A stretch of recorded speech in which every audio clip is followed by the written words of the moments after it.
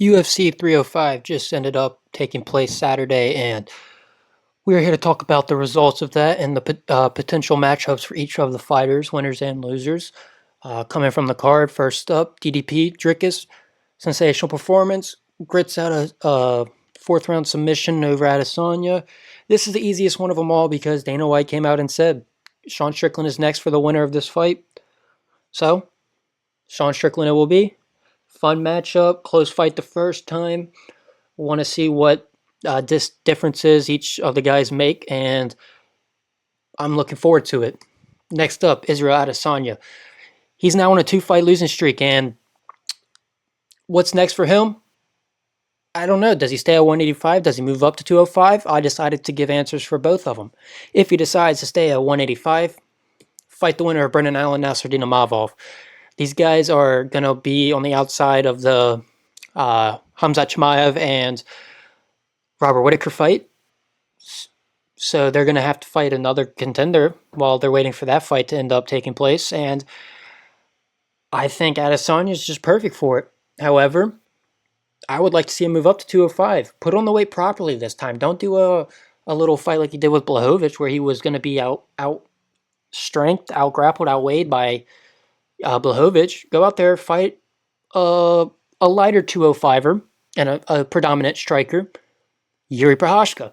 It's right there on the silver platter for it. This matchup would just be so fun. A banger matchup. Both guys looking to just really put on a exciting matchup that's going to reignite their career. This is it right there for both of them. Then we got Kai France. I did not see that performance coming from him. I thought Steve Erceg was just better all around than him.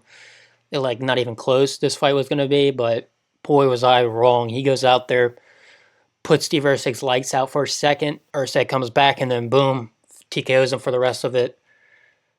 I see people saying he should get a title shot. I'm not convinced just yet. I think he should fight. There's really only one option for him, I think.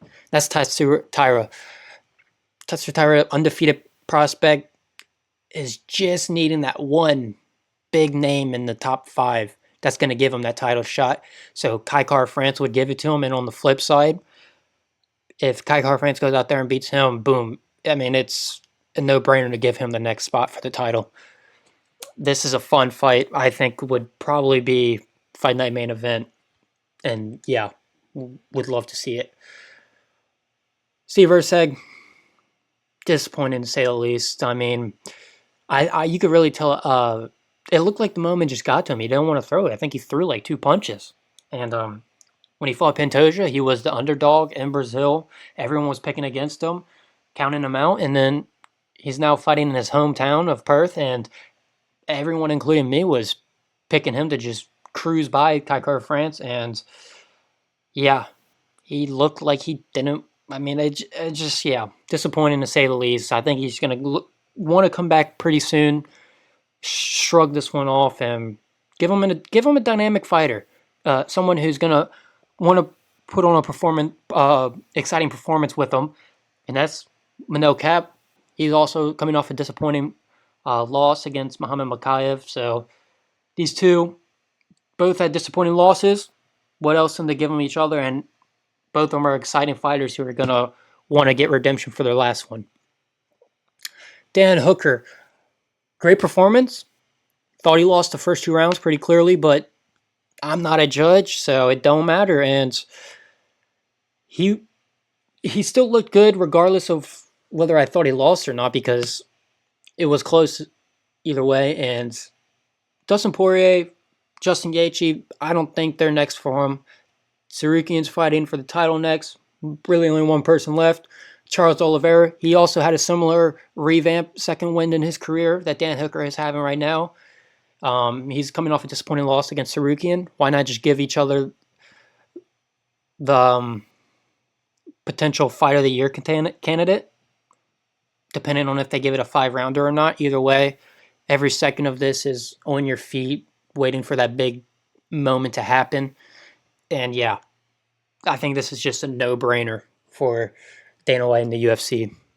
Mateusz Gamrot, unfortunate split decision loss.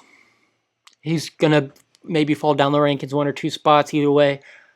I really only see one option for him as well, and that's the guy that he has sidelined for what seems like forever now, in Rafael Fiziev. Give him the guy that put him out a couple years ago. He's going to want to come back with the redemption. And Gamrot, split decision loss, he's also going to have something to prove in the next fight. I think this makes for an exciting matchup. I know people say Gamrot's not exciting, but hopefully that last performance proved them wrong, and this one I think would as well. And I could see either guy winning this. Jairzinho Rosenstrike outpointed, outclassed Tai Tuivasa for all 3 rounds. Don't know how multiple judges gave a round for Tai Tuivasa, let alone 3. Ridiculous. Either way, he's lost to most of the top guys in the division already, except for like 2 or 3. And that's Marcin Tybura. Give him Tybura coming off a loss, still above him in the rankings. Maybe he can put together a little win streak for him, and vice versa. Tybura is looking to bounce back from that submission loss against Spivak. So I think this is the fight to make for these two. And then Tai Tuivasa, 5-fight losing streak. It's unfortunate, but nonetheless, he's now probably going to get fed to an unranked prospect, either Mick Parkins, or for me, I put him against Waldo Cortez Acosta. He just beat the Spain in dominant fashion, and now he needs a ranked contender. Tai Tuivasa will probably be ranked like 15 after that, after the rankings are updated, and yeah, give Cortez Acosta him. I think he wins that as well. 6-fight losing streak for Tai, but either way, a Tai Tuivasa fight is always a fun fight, and I hope he can string together a couple more wins now, because 5 fights, he's almost getting to Tony Ferguson. Carlos Prates, I knew he was good. I did not know he was that good. He picked apart Leach, hurt him multiple times, and then just puts him out cold. Unbelievable performance. He said in the post fight that he wanted one more unranked guy. No, he's gonna beat him. Why even bother? Give him a ranked guy. Give him a guy coming off of 2 disappointing losses. Jeff Neal. He can take it. He can dish it. This is a great fight. Fireworks to say the least. It's the only option I see for Prates. Why give him an unranked guy when he's easily going to win that? Give him Jeff Neal, and then he's only 2 fights away from a title shot after that. Walter Walker goes out there, submits Junior Tafa. People want to say it's not a tap. When you scream like that, what do you expect the referee to do? Not step in? Like if you don't want to tap, don't scream like a bitch, and fight. Either way, because Junior Tafa is a sore loser, he has now ended up setting up a fight between his older brother, Justin Tafa, and Walter Walker. Even though I thought he's more deserving of a better opponent, why not just finish the story with these Tafa brothers quickly and then move on? So this is the only right matchup for Walter Walker. Jack Jenkins goes up there, dominates Herbert Burns. I think everyone saw it coming. He called out Gavin Tucker. I think it's the same type of competition that he just had. Step up a little bit. Fight a guy coming off of a loss, and Billy Quarantillo. Both these guys come out, put on exciting performances, and that's exactly what you're going to get with both of them in the octagon. Put them together, banger, banger, banger. So, and it's just, yeah, it's a nice matchup for the 145-pound division that I think all of us are looking forward to. Finally, we got just Jesus Aguilar. He gets the win. I think he's now ready for a ranked contender. Who's that ranked contender? Give him the crafty veteran, Tim Elliott. He just beat a prospect, and now give him one more. Jesus Aguilar. I mean, the performance against Stephen Nichols, I thought he was going to lose because Stephen Nichols was the Kiwi that they were trying to push on that card, and he stopped it right in the tracks. dominating performance. Give him to Tim Elliott, see if he's the real deal in that division as well.